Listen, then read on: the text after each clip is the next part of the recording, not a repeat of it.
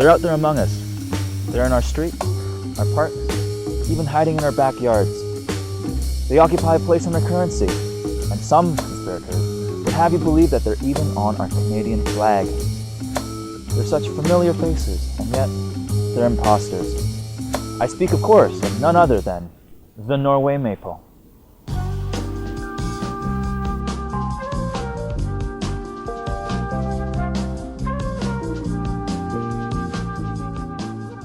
In 2007, the city took on the task of counting every tree in the HRM.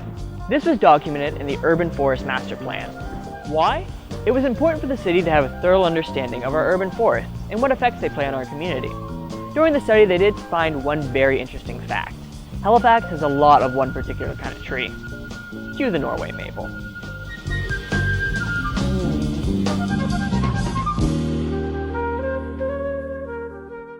Halifax is a large and diverse urban forest that contains around 200 species of trees, but the most popular by far is the Norway maple. Some parts of the Halifax tree canopies are around 50% Norway maple, and in cases like the North End, they can be up to 65% of the canopy. With that many Norway maples in the city, it's quite likely that you passed one recently, but how exactly do you identify a Norway maple?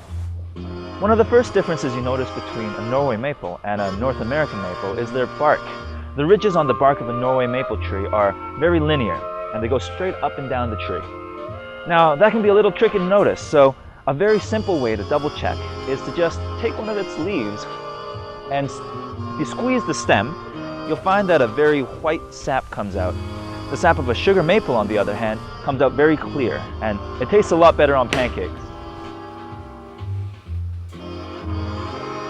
So we know what a Norway maple is, and we know there's a lot of them, but what we don't know is why we planted them in the first place. Well, to find this out, we decided to contact some people who know a little bit more about trees than us here at Plantifax. A lot of trees were lost in our cities in North America in the 1950s onward, 1950s to 70s specifically, because of Dutch elm disease. This fungus, which is kind of born on a beetle, just devastated so many trees. So this was one of the go-to trees after that kind of bust of the American elm. So some cities were looking for their next super tree. And it seems many foresters latched onto Norway maple because it had so few insects and diseases associated with it. About 60 years ago, they started marketing them right across North America. They're inexpensive, easy to propagate, and they had a maple leaf. And for the first 5 to 10 years, they're an absolutely astounding tree.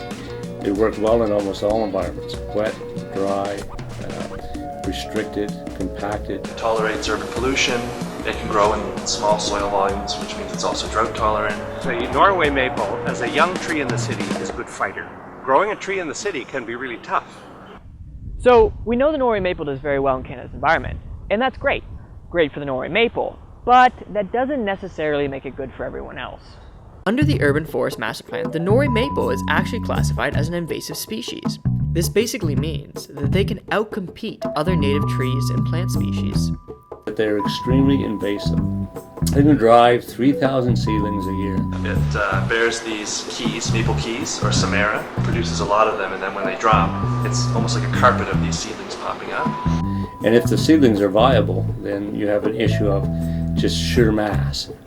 So because the tree is so adaptable and resilient and aggressive, it outcompetes our native maples and other deciduous trees like red oak. So we get situations like the north end of Point Pleasant Park, where Norway maples were planted along the street. And then all of a sudden, over 100 years, you've got a strong ingress of Norway maple into the canopy, and over time, it would dominate the canopy. So it turns out all the reasons why we planted the Norway maple in the first place are also why it's a problem as an invasive species. Isn't that ironic? Well, as it turns out, the Norway maple isn't actually that great as a tree either. The first thing is, it's hit and miss as to whether Norway maple will last very long. Norway maple might be, say, 1/3 of the street trees, but 2/3 of the trees the city is now cutting down. And they're not that old. The tree will often choke itself out, so it's called girdling roots. So a root kind of grows up around its trunk, or its buttress roots, and it'll choke itself out, and you'll end up seeing a dead branch on the opposite side of the tree. Sometimes it gets included bark, which when two of the leaders are growing together, As those branches, the wood grows out, they kind of push apart. So as a Norway maple gets to be about 30, 35 years old, you can get a mammoth wind event and you'll lose half the tree. Oh, So it's fairly dramatic. So everybody gets emotionally attached to trees and all of a sudden they have a blow and half the tree's gone. right. Okay, so maybe planting all these Norway maples wasn't such a good idea after all. But what are we doing about it? Well, in the Urban Forest Master Plan, it says that we're simply phasing them out. In some cases, we plant younger trees between older ones so that they can take their place when they die out.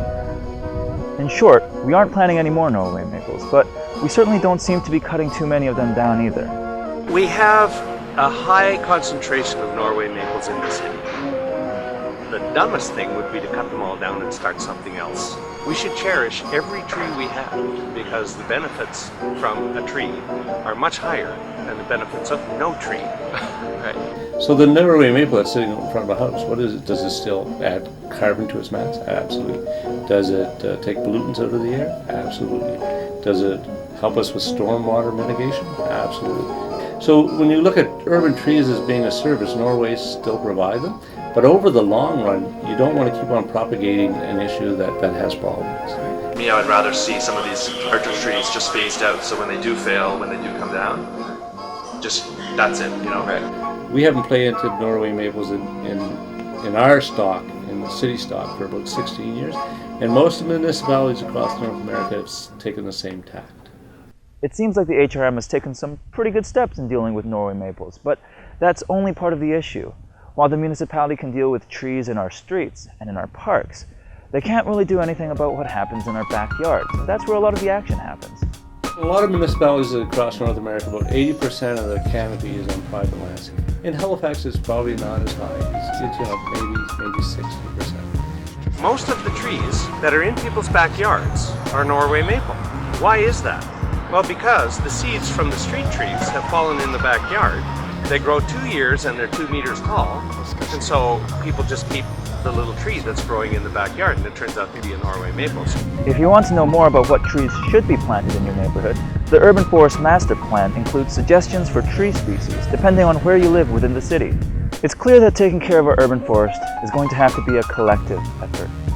And next time you're browsing your local nursery, why not stop and ask to see if what you're thinking about planting is native to your area or not? Oh, and let's hold off on the Norway maples for now.